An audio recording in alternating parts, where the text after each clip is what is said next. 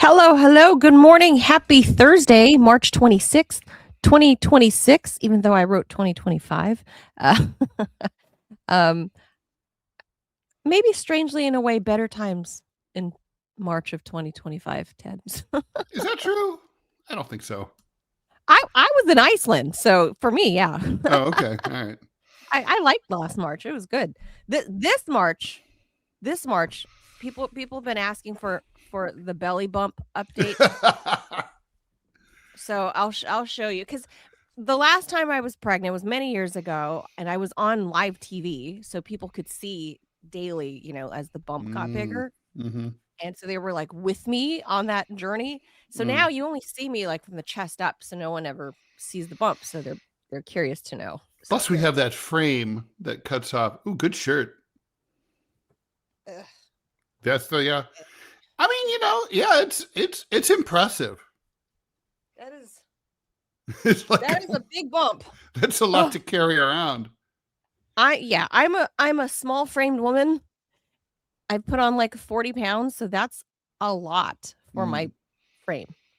And does it like hurt your feet and your ankles and stuff? Your my knees? ankles are swollen and my feet are swollen because I'm at the final stretch, right? Like the last So 2 much for weeks. intelligent design.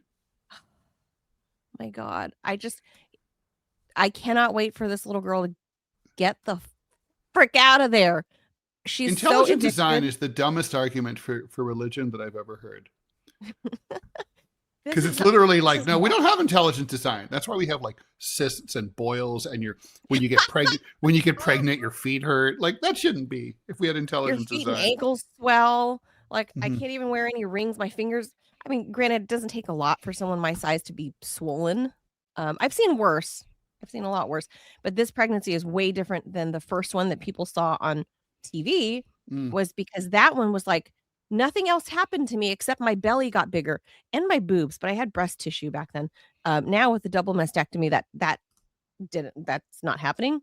But it's like everything else got big too. But that's what most women, I guess, at least the friends I have, say they experience when they go through pregnancy, no matter what age. I can only imagine me being 45 exacerbates the whole thing. But yeah, this thing is big. I'm ready for it to be done. I'd rather be hiking a glacier in Iceland than That's pregnant. fair. Not saying I'm not happy about the kid. I'm saying I don't like pregnancy. I'm not that woman. Not sorry about it. Sorry, but not sorry. I'm just not that woman. Everyone thinks like, oh, you're going to be a bad mom or whatever, as a woman. When you're not like, oh, I'm embracing my belly. I'm a vessel of life. I'm so amazing. I'm not. No. Billions and billions of people do this every year. So I'm really not all that special and vessel-y of life. But anyway, as I'm about to give birth to a girl, I thought I would mention the fantastic news by the IOC before we get to this, is that the IOC, the International Olympic Committee, has officially banned trans females from women's sports competitions starting in 2028 in LA. So as I have a little girl in my belly, hooray. Wait, are you sure it's a little girl? Is it not? It could be a prenatal trans girl. That's yeah. Yes. So I don't know. She hasn't decided yet, but I've decided for her. It's not allowed. She's a girl. If she decides there's something different, then you'll have there will be conversations with you, and I'm sure fine. Robbie will have something to say about it. She can make that decision for whatever she wants. If she wants to convert to Judaism or Buddhism or whatever, when you're 18, you can make that choice. Will you raise her with any religion at all? Yeah, we're like broadly, we're Christian light. I'm Catholic. My husband grew up Methodist, so. Would you take her to, like any services or? Will you have her maybe baptized time to make sure? holidays. My son's baptized. Yeah, It's very all of that. important to have her baptized because otherwise, as we know Yeah, because from she's Warlock with Julian Sand, that she could be eaten by a warlock, and it's that too. the only real protection from being eaten by Julian Sand is to That's true. Yeah. That is true. Manchild wants to know when I'm going to poop that baby out. How Geez, romantic. Actually, it's a scheduled C-section because the first one was a C-section because my lady parts did not cooperate when my small frame realized I had like a 22-inch, almost 9-pound baby trying to come out of me. My lady parts shut it down. Just said, want nothing to do with that. Would not dilate. They tried everything, the Pitocin, everything. It would not work. Nothing worked. So I had to go into emergency C-section for that one. And usually if a woman, I'm not saying it's always the case, but usually if you've had a C-section the first time, then your second or any subsequent births become scheduled C-section. So that's what I'm going to do. She's scheduled for towards the end of April. However, I don't think she's going to wait. Really? I just get this feeling. Because she's just so big? Or yeah, I just get it's this feeling. I think 3 more weeks, I think. I really think it's getting there. So if I'm not showing up one day... Right. You'll know why. You guys know why. I just showed you the Well, you'll still, I mean, this is still the 21st century. You'll be texting. Yeah, I'll text. But if I'm not there suddenly, it's because I went into labor unscheduled. So right. There you go. Oh, by the way, I'm Manila Chan, and that's Ted Rall, and this is TMI. Robbie, do we still have our ad that we're supposed to get to? Oh, yes. Okay. We're trying Robbie, hard to make it expire. Yeah, exactly. I always forget to show everyone the bump because people ask, and then I always forget because we're always fighting about about Stumpies shooting people in Teslas. Who's a boy? Who's a girl? Now I know you've had 24 hours to think about that. And cornhole killer, I think alleged cornhole killer could be innocent. Pure as the driven snow. Do you think I'm still it's not looking good for him though. It's not looking good. No, especially because his mugshot shows that he has the lesbian hair. He should be freed immediately, right? I mean, just on the grounds of being cool. No, it's a sin. The haircut, the hairstyle that he paid for. Oh, that's a good point. That is an absolute sin. Valid. Okay, I got to get to the ad. All right. Still haven't tried 1775 coffee? Now's your shot. The 1775 starter kit just dropped. Only 1,000 units. You're getting the bold dark roast that hits hard, the smooth medium roast, and the Vitality mushroom coffee for that clean energy with laser focus, no crash. All single origin, small batch, toxin-free, and mold-free. Plus, you'll also get a gold spoon clip because freedom ain't scooped with plastic. And a frother strong enough to stir up your coffee and your mother-in-law's opinions. Plus, you'll get a black 1775 tumbler, $170 worth of coffee and gear, all yours for $99. This is for all of you who've been watching 1775 blow up here on Rumble, wondering if it's actually worth it.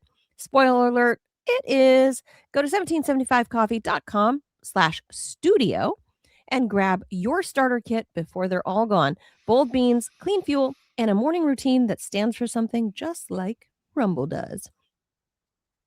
All right, with that, I know you got Scott Stantis later today on DMZ with, who'd you say, Mr. Fish? Mr. Fish is joining us in 45 minutes at 11 a.m. Eastern time for DMZ America with Scott Stantis and guest Mr. Fish, the cartoonist. Very good. He was a really great guest last time, and we were like, look, we just have to bring him back.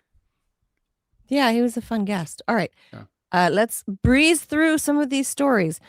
Look at this. No fighting about the IOC because biology wins. I don't know where the IOC decided to trust science, but it wasn't in Paris. Okay, so seriously, I get. And that opening act. What are trans athletes supposed to do now? Just fuck you. You just don't get to compete. That's all. if you have a penis, but you wear lipstick and have long hair, then you should try to compete against other penile humans of the earth. Okay, so you're like hanging out like with a bunch of like dudes who are gonna like potentially make fun of you and like make you feel super uncomfortable I got in made your fun own of for being in your Asian own skin.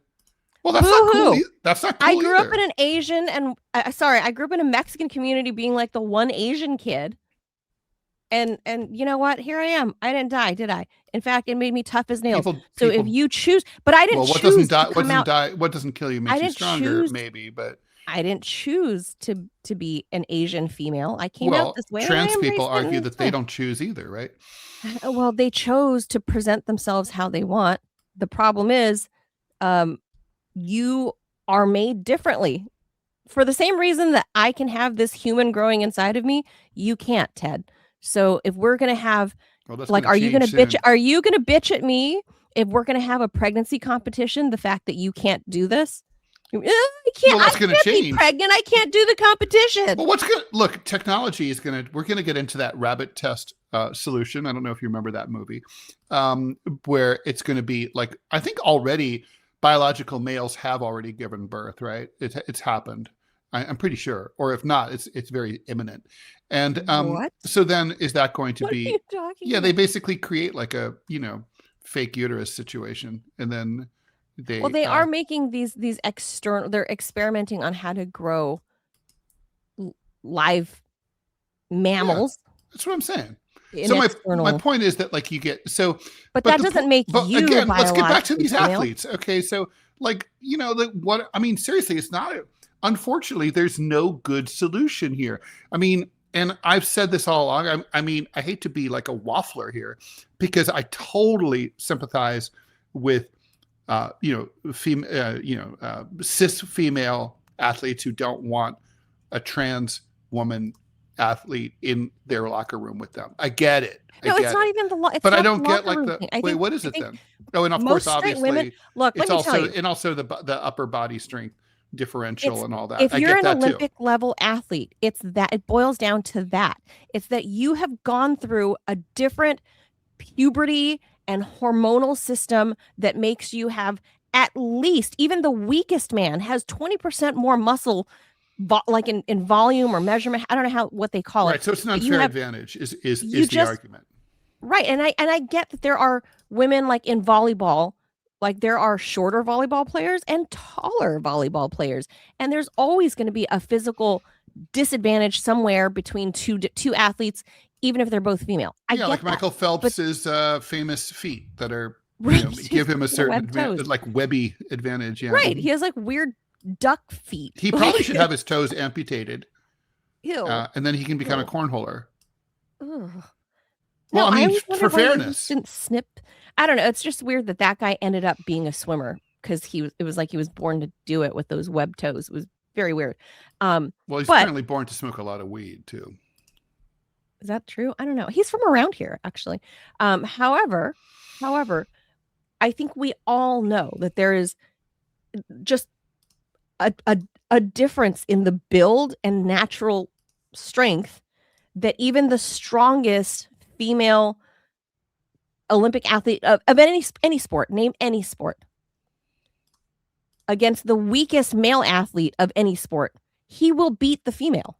I'm familiar with that, and look, that's a valid argument for sure. But the thing is, now the IOC is basically telling high level trans athletes, you guys are SOL. We just don't care about you, and you guys can't really compete at the Olympic level, and that sucks too. I mean, it's like I hate this. Let me ask you this: would it be fair? Would it be fair for those trans athletes to go compete in, I don't know, the Paralympics or the Special Olympics? No. So they shouldn't be allowed to compete against biological women either. Again, I see that argument, but what is the solution? And I don't think anyone cares. Don't you think we should have the locker room is not a thing? Shouldn't we have a solution? that like somehow like addresses this in some kind of If we can intelligent way? create the Para Olympics and we can create Or the the Trans Special Olympics Olympics, is what you would then want. they can create the Trans Olympics. Yeah, Why not? that honestly seems to be what's needed. Except the problem there is that, like, you know, the Trans Olympics would be very small and not very many people. So you'd be like, you know, I don't know. It'd be like, it's like sort of like I want a cartooning award for New York City problem. cartooning. Well, there's hardly any New York City cartoonists, so it was like, that's not the big XX fucking problem. You know. So what we shouldn't have to, we as the XX chromosome humans shouldn't have to. It shouldn't. Bearing the brunt of that problem should not fall on us. That's fair. I'm not, but it does bear on. But it does. The brunt of that problem does fall on the IOC in this case, right? Yeah. I mean, so the IOC. Well, what's their fucking solution to place those athletes? I have trans friends. I'm from Los Angeles. I have tons of. I support them. They want to live that way. Great. Some of them are beautiful. I love them. Have great times with them. But do I want to compete in competition with them? No, because they'll just inherently beat my ass, and it's just unfair. So that's established. We all know that that's just true. That's just a truism of the world. Where do they go? Well, then the IOC needs to come up with a new place. Well, this is sort of like how this is like not similarly, but analogous, sort of okay, maybe not very analogously. The Pulitzer Committee got rid of the editorial cartooning committee category a number of years ago, like 5 years ago, and they folded it into graphic illustration. So the 100 or 200 people who might apply for the Pulitzer every year in editorial cartooning are suddenly up against the thousands of people who also draw gag cartoons and comic strips and comic books and do comics journalism. So basically, the odds already long of winning a Pulitzer have gone from like very tough to basically impossible. And so they like diluted the field. Yeah, they made it basically impossible for an editorial cartoonist to win. So I don't, like, for example, I don't bother to apply anymore. It's like just a waste of time. And that's what most editorial cartoonists have done. And yeah, well, that's true. The Pulitzer is bullshit. But, you know, I mean, it's kind of like, but that's sort of like, well, I guess they just don't care. They didn't give that any thought. But what they're literally doing is contributing to the end of editorial cartooning by literally discouraging like one of the few forums that was still high profile for this field. Look, Ted, they're literally killing this entire profession, and they don't really care. And they're like, yeah, whatever, sucks to be you. Well, and that's what the IOC is doing here, right? They're kind of no. For you guys, they've diluted. For you guys, they've actually diluted the field and incorporated people that aren't doing quite exactly the same thing. So they've diluted your field. Mm-hmm. For the trans athletes, to me, your argument is that there's so few of them in the world. Well, the sheer number of the people who would compete, that shouldn't be the determining factor of whether or not they should have a trans Olympics. That volume of people shouldn't be the issue. I mean, there's not shit tons of Special Olympics athletes. There's not a shit ton of Down syndrome gymnasts, right? But there's a few, and they have their competitions, and I think that's a wonderful thing. And I love seeing those young people compete. Like they're amazing. Good for them. I'm glad that they have their own special awards, and there's not hundreds and thousands of them competing to get into the standard Olympics or the Special Olympics. There's maybe a couple hundred from around the world, but that shouldn't be a limitation to having your own competition. So if there's only a few hundred trans athletes in total of between wrestling and I don't know, gymnastics or whatever else, I don't know all the different categories. Cornholing, maybe. I don't know what they do. I don't really watch the Olympics. I don't know. Gymnastics, maybe. That's really about it. Like that's all I'm interested in. Mm-hmm. Gymnastics and maybe some of the different running categories. So there's got to be enough trans athletes to from around the world to have at least a competition for those few you need at least one loser. genres. So you need 4 minimum per person per category. There's at least that much. So there has to be someone who at least doesn't win a bronze. There's for sure at least that many, for sure, from around the world, for sure. So I think this is the IOC's opportunity to actually do something new and different with it, rather than discriminate against biological women. Well, they haven't made any such announcements, and I feel like that probably should have happened at the same time. Now, they're probably too dumb to think about it, and they just haven't gotten there. Yeah, we're on that tape. All right, we should move on. We have a lot. We'll get on. We'll get stuff on to get to here. All right. I think that's good news for at least us XX chromosome people. So there you go. Hooray for girls.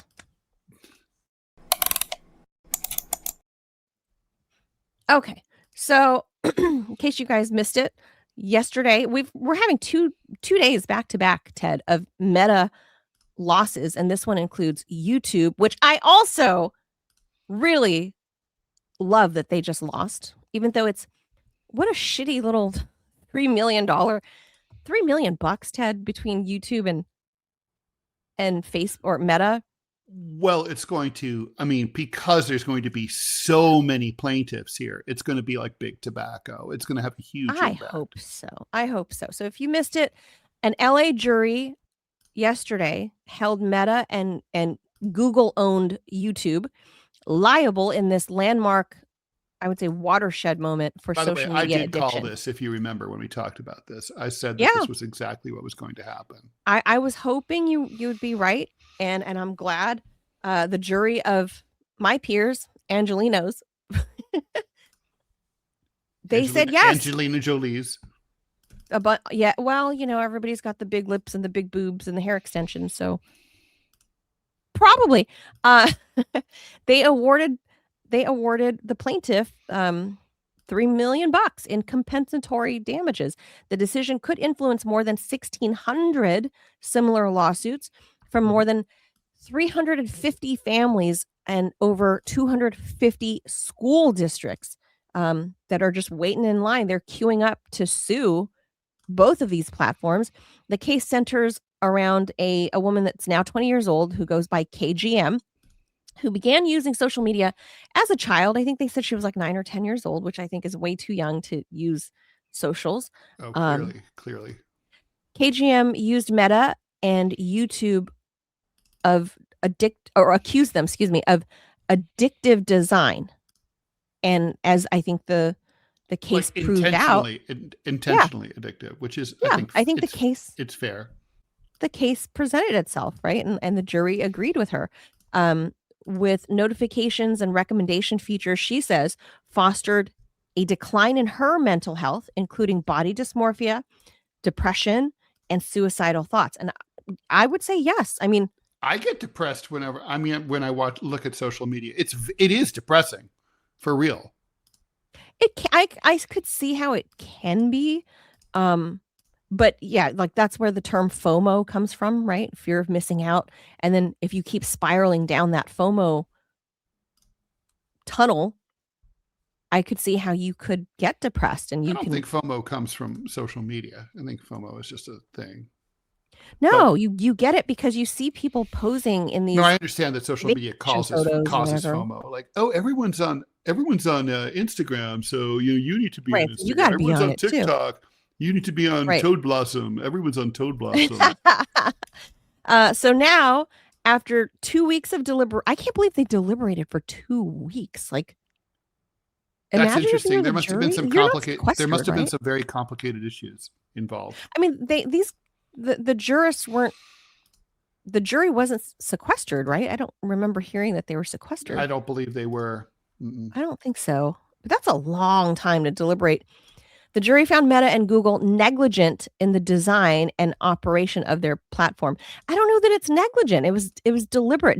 Negligent to me means like, oh, we didn't mean to do that. Whoops, did I do that? It's a legal term, Manila, right? So like, for example, it's sort of like this is a product liability suit. We talked about this Yeah. a little bit yesterday about how that's a novel new legal argument being used to circumvent Section 230 of the communications law, and to go after tech companies, right? That's like that's the future for lawyers, for tort lawyers, and that's what's happening here. Is that so if a product is to be found negligent.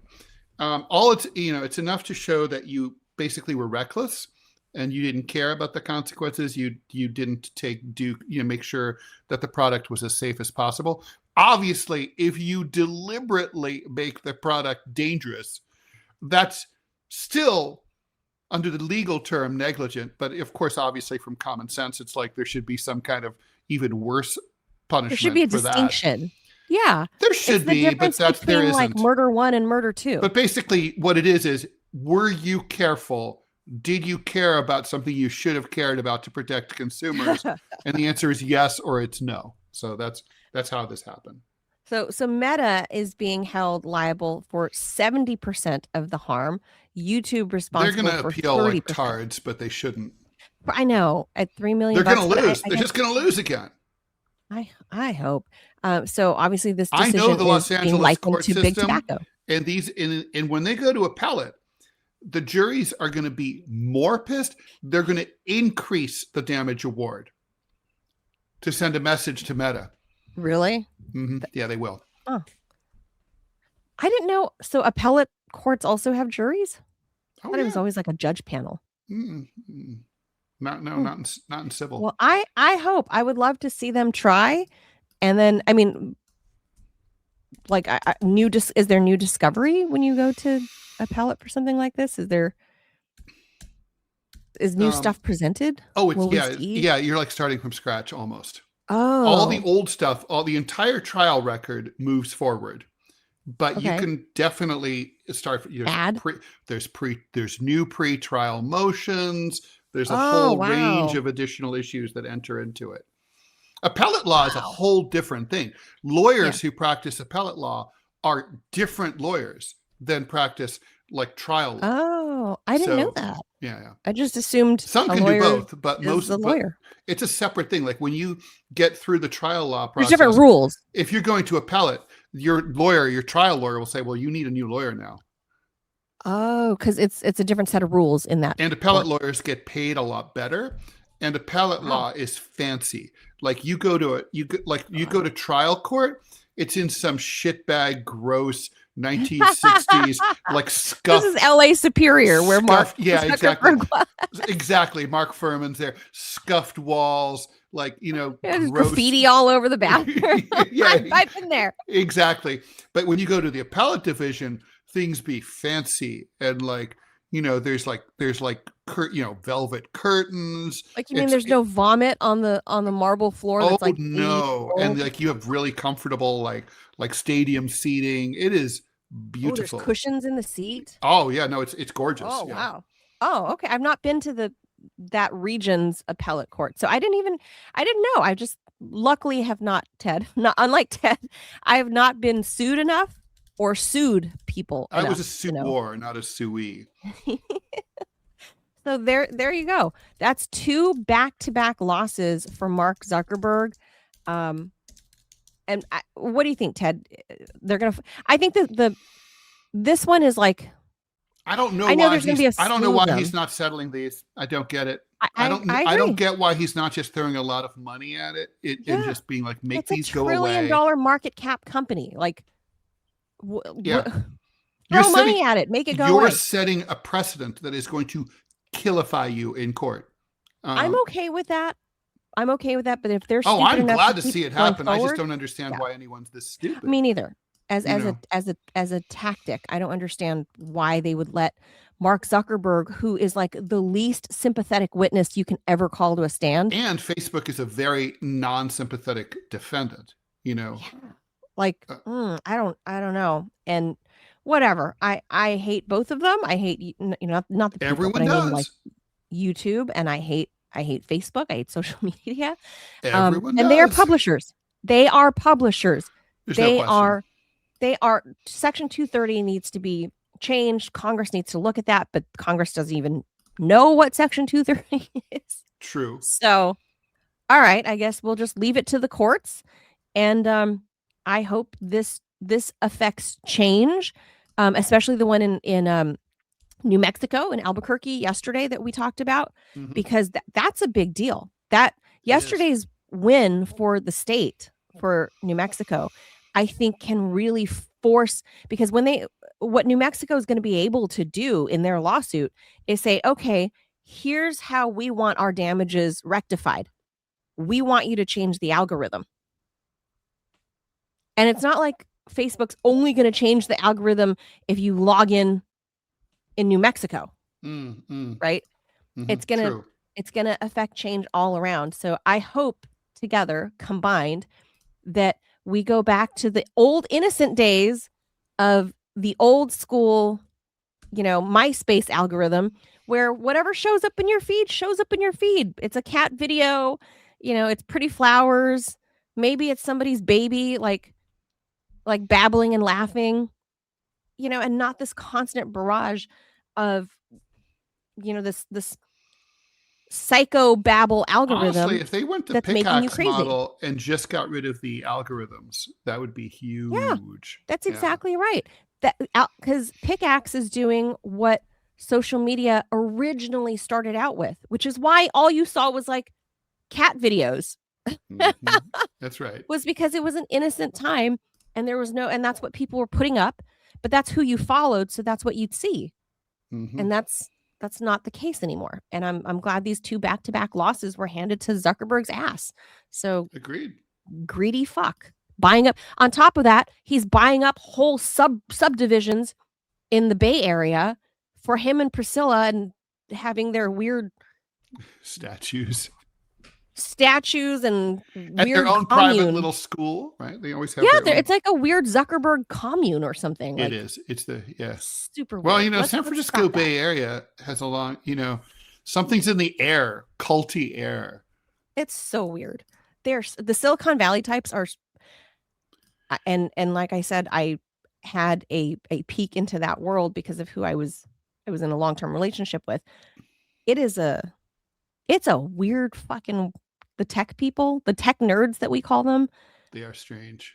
They're strange. Just take my word for it. I'm not going to name names, but they're a strange bunch. Could name names. We could definitely. I'm not naming names.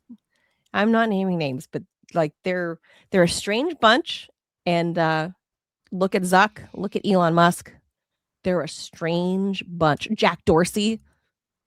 Also strange. Look at what they do in their personal lives. Jack Dorsey looks like an older member of ICE.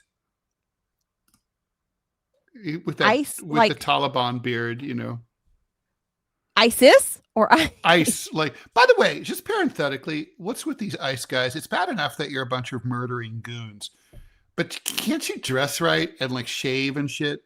I mean, like, honestly, like, be professional. How do you know they have beards? They're always covered up. No. They're at the airport now. They're all a bunch of fucking. Aren't they wearing? They're all a bunch of gross hillbillies, like super inbred. They're not covering their faces. Gross beard, like obviously never bathe. They're gross dudes. They look like they sleep outside, and they're like. They're not wait. They're super overweight. They're not wearing. No, they're not wearing their mask. Manila, don't you understand? At airports, you can't be doxxed. It's like the law. You could only be doxxed outside of airports. Now, at bus terminals, you might be able to be doxxed. Train stations is like could go either way, but no, I don't understand. I love that. Like we can't show our faces because we could be doxxed. But at the airports, they're showing their faces. But at the airport, they're all showing their faces. Every last one. I didn't really pay attention. Maybe they figure the airport is more about whitey, and then like when they're out in the hood with like Latinos, they're scared of being doxxed because Latinos are more doxy than white people. And Latinos don't go to the airport, although that's not true. It's all so confusing. Well, no, they don't fly, Ted. Right. They swim across the Rio Grande. In Miami, there are no Latinos at the airport, which is kind of amazing when you think about it. They don't fly. They swim. Latinos be swimmers. Latinos be swimmers. Yeah. That's why. That's why Michael Phelps. That's why Michael L. Felpo is our famous Dominican, Bolivian That's swimmer, right. American swimmer, and we love him. That's right. Yeah, It's Michael Felipe. that's right. That's Right. right. That's right. Let's go to the next one. There's a new labor market emerging in the AI economy, and unlike older forms of gig work, this one doesn't ask primarily for your time or your skills. It asks for you, not in the abstract. No, literally you. Around the world, people are now being paid to provide AI companies with fragments of their personal lives, recordings of their voices, videos of how they walk, ambient sounds from their neighborhoods, like casual conversations with friends, photos of their faces, and other intimate traces of ordinary human behavior, like them having sex. No, I made up that part. These are not glamorous They probably jobs. pay for that, I'm sure. They probably would. These are not glamorous jobs. They are small digital transactions, bit of yourself converted into training material for the machines that will one day kill us all. And yet, for many participants, the economics are compelling. In South Africa, one dude got $14 for filming his feet during a walk. That's about 10 times the local minimum wage. In India, a student reportedly brings in $100 a month by recording traffic noise, which, by the way, there's a lot of traffic noise in India, restaurant ambiance, and spoken clips. In Chicago, a young man sold 11 hours of private phone conversations. I wonder if it's the people on the other end knew this, for about $200. None of this is enough to get rich, but in a precarious economy, it's not nothing. What makes this significant is that it reflects a deeper shift in how AI is being built. For years, tech companies were scraping the open internet, websites, books, articles, forums, and social media. As an author of books who's in a lawsuit right now against Anthropic, let me just say those books were not open internet. But anyway, to train their models. But that supply is tightening. Publishers are restricting access. Copyright lawsuits are mounting. Researchers warn that synthetic AI-generated data can degrade model quality if the systems begin training too heavily on their own output. So they're like kind of like a snake eating its tail. In other words, the machine now needs fresh human input. So, thus this. Because there's some ethical issues though. Because while the payments are immediate, the terms go a long way. Contributors might be granting irrevocable, royalty-free, transferable licenses over their voice, likeness, and behavioral data, sometimes with no clarity about how that material would be used, where it'll end up, or what derivative systems it might help create. So in other words, you might sell a picture of your face, an image of your face to AI, and that could end up in AI porn someday. A few minutes of speech today could help build a voice model used for years. A face scan could become part of a future recognition of an avatar or avatar system, and the person who supplied it may or may not ever know. What looks on the surface like a little side hustle might actually be the monetization of your identity for just a few bucks. And many of the people doing this work are not naive. They know what's happening, they know the consequences, but they're just broke. So this is about exploitation. And it's pretty gross. Ted, I mean, they don't. It could go either way, but yeah, go ahead. But at least they're paying for it this time, isn't it? That they're Barely. learning, like these AI companies are at least learning their lesson that they can't just hijack all of your books and train their shit on like all the Ted Rall books. And yes, Manila, you're right. But it's like, but the thing is, they're not paying enough. Step in the right direction. But they're not paying enough. I mean, imagine like an actor. A lot of actors will talk about how they grew up poor, right? Like there are famous actors who grew up poor in India. And like, so let's say you someday become a famous actor who grew up in poverty in Mumbai, and then you sold years ago, back in 2026, you sold your image to to Claude AI, and now well your image is literally not going to be worth as much to you. Oh, I see what you're saying. For you to license it in the future. Also, it could be abused in all sorts of ways, and you're selling it for pennies on the dollar. That's the real problem, is that there's almost no money involved. Like, I don't really have a problem with someone selling a kidney, but they should be getting paid like $1 million bucks. Well, yeah, there's no residual guarantee is basically what you're saying. Yeah, it's not like, so for example, I have this colleague, Lloyd Dangle. he did a cartoon called Trouble Town. It was a good cartoon. It's He's a porn good sounding name. He's a good Is that cartoonist. really his name? It's his real name.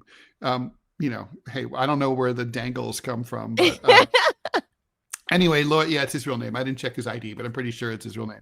Anyway, the point is, Lloyd did this cartoon, and then he, what is that thing called? You know, when you get on the airline and you take that thing, that there's a product that you take, it's airborne. So if you look at the to not get colds and stuff. If you look at the box for airborne, there's a little drawing of a little dude. Yes. That's Lloyd. Oh, wow. So that's him? Lloyd struck a deal. They didn't have, when they were starting out as a startup, they hardly had any money. So Lloyd, I don't even think got paid originally. He got paid something nominal, like $100 for the little airborne guy. But he got a percentage of all future sales. Oh, that's smart. So I'm pretty sure he got residuals, millions of dollars from. I have Lloyd's work then in my kitchen. Right. So he's in the cupboards. So he's made far more money from that than he has from clever. The combined total of every cartoon he's ever drawn. Right. Right. So the point is, was Lloyd exploited? No, Lloyd got a good deal. As opposed to, say, the guy who did the tongue logo for the Rolling Stones, who I think got like $500 or something. Wow. One time.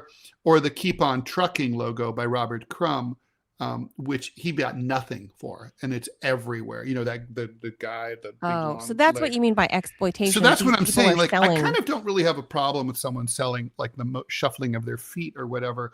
Right. But look, I knew your image. I knew a lady. She used to sell pictures of her feet to foot fetish porn mags. Now, which I think is probably the lowest exposure of, like, I would do that. I don't care if people have pictures of my feet. If you want to jerk off to pictures of my feet, have at it, right? There's like Pornhub, I think, sections on for she got feet. paid really well, like a lot, like thousands and thousands. And like, okay, well, I need to look into that. So there's nothing wrong with that. Like, if you have good looking feet, have at it, right? Yeah, but it's like, if you're, I mean, it's just like, to me, it's about the rates. It's like, they're not paying enough. So you're saying like Indian dude or random dude shuffling down the street in South Africa, he's just taping his walk to the bus station. That's fine. Yeah. Who cares? But the people that are selling their actual likeness, that's or what about their personal phone conversations? Or things I was like thinking that's a problem, especially if you don't know if you have consent from the other person on the other line. I mean, that's obviously a problem. Too.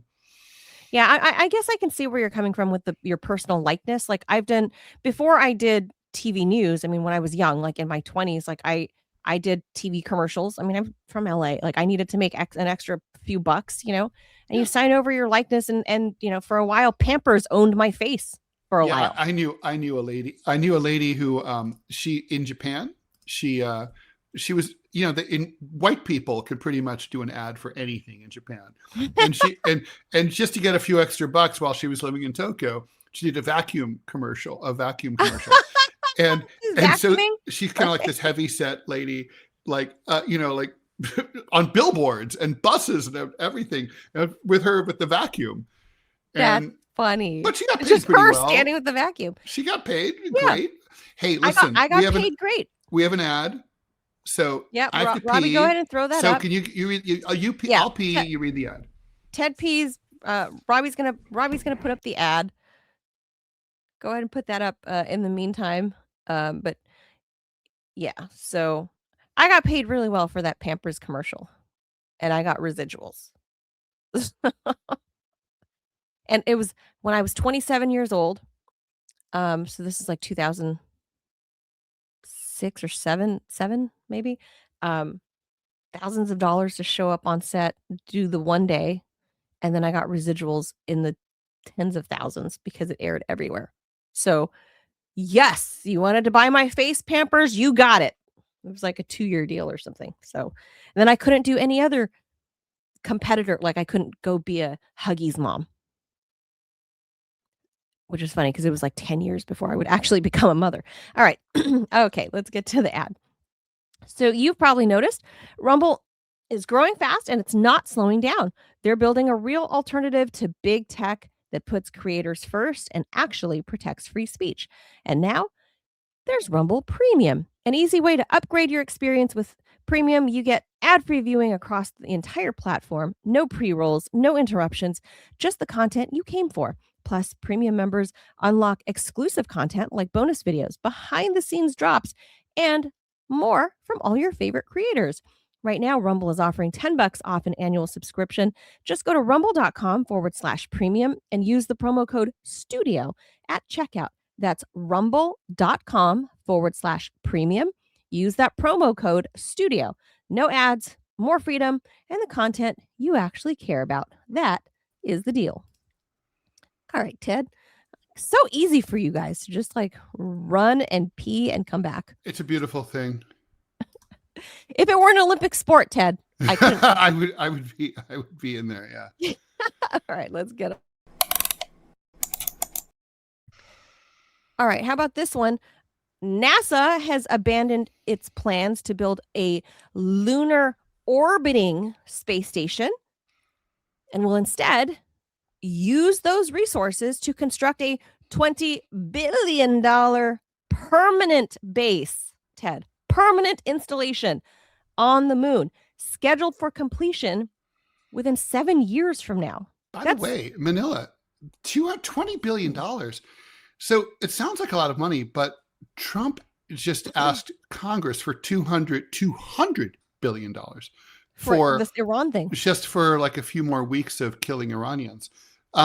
It seems to me like, man, if you can build a lunar base for 1/10 of that cost, man, we should be doing more space shit and killing fewer Iranians. Well, remember, what was his name? Alex Chan or whatever, the kid from Stanford in California that's like trying to do a startup of building a lunar hotel. Yes. That kid, man, what does he know? Because now NASA's announcing it. Mm-hmm. Kid is freaking on it. Freaking Stanford kid.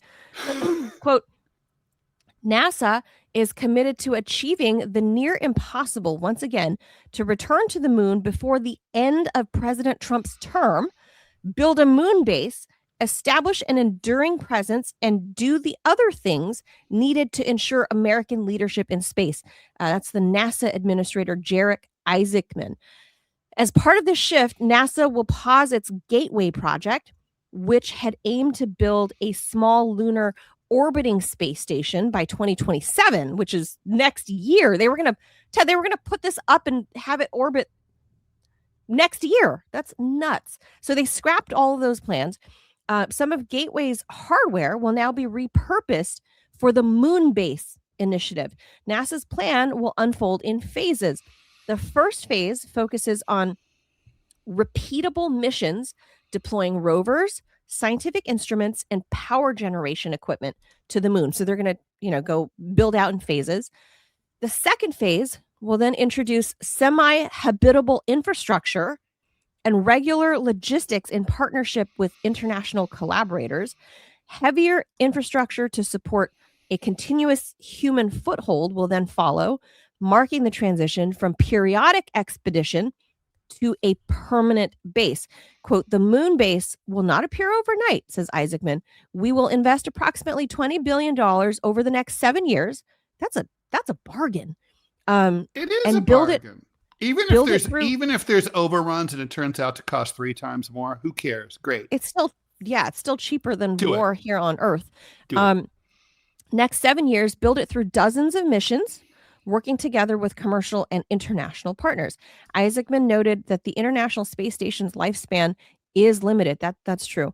The transition to commercial stations must be thoughtful, deliberate, and structured to support long-term industry success.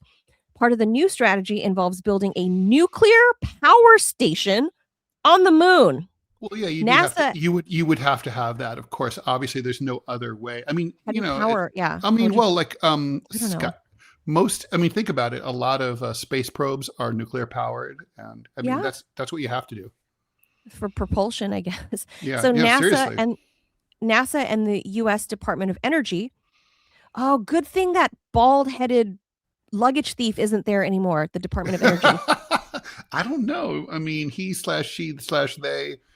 They, them is, I don't know. Would have been, the moon needs some very flamboyantly dressed people They, thems. to keep the aliens away. To colonize. Maybe that's where they should send this person, because the former Department of Energy, nuclear, whatever that person, their job title was. I wonder what that person's up to now.